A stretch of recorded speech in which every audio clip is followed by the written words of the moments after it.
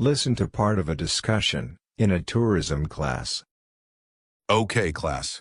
Thank you for attending the last session of this academic term.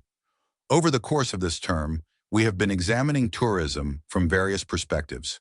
Today, to conclude, I want to introduce you to the final frontier of tourism, space tourism. Has anyone heard about this? Kevin? Yes, but my understanding is mostly from TV shows, and I have probably only scratched the surface of it. Traveling to space for tourism sounds like something out of a science fiction movie. You bet. It's a completely new industry. It's no surprise that space seems like something beyond our direct experience. So today, what I'm going to do is give you an overview of this emerging business. There are essentially 4 types of space tourism. The first is suborbital spaceflight. Can you guess what this involves? Selena? Judging by the name, it sounds like a trip to space, but not reaching orbit. I'm not exactly sure what orbit refers to here. That's a good guess, Selena.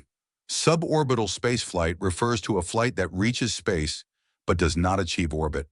While defining where space begins can be tricky, most experts agree that space starts around 60 miles above ground level. Suborbital flights typically operate between 60 and 100 miles above ground.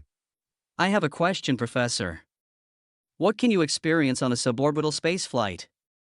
There must be some appeal, or else it wouldn't be pursued as a business. Exactly. One main attraction is experiencing 10 to 15 minutes of weightlessness. Currently, there are services where jet aircraft fly in a series of parabolic arcs, allowing passengers to feel weightless for brief periods, around 20 to 30 seconds each, repeated several times. However, this is technically freefall, not a true space experience. Now, on to the next type, orbital spaceflight. This involves reaching an altitude of at least 100 miles and achieving orbital velocity.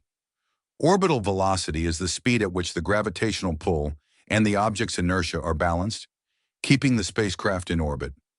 Near Earth's surface, this speed is about 17,500 miles per hour, or Mach 23.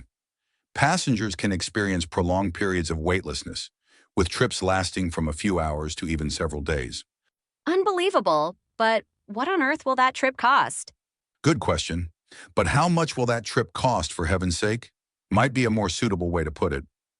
Well, the answer is astronomical. Literally, a flight to actual orbit can cost more than $50 million per seat. This is far from affordable to the general public, so efforts are ongoing to reduce costs. Okay, the third one. That is a cislunar trip. This might be unfamiliar to many of you, but I'm assuming you can guess what this is. Based on the lecture so far, it sounds like a trip to space between the Earth's orbit and the Moon. Precisely. You made such a wild guess, didn't you? Well, cislunar trips are, at least at this point, far more expensive and technologically challenging than suborbital and orbital flights. Furthermore, there is not much entertainment to be had out there.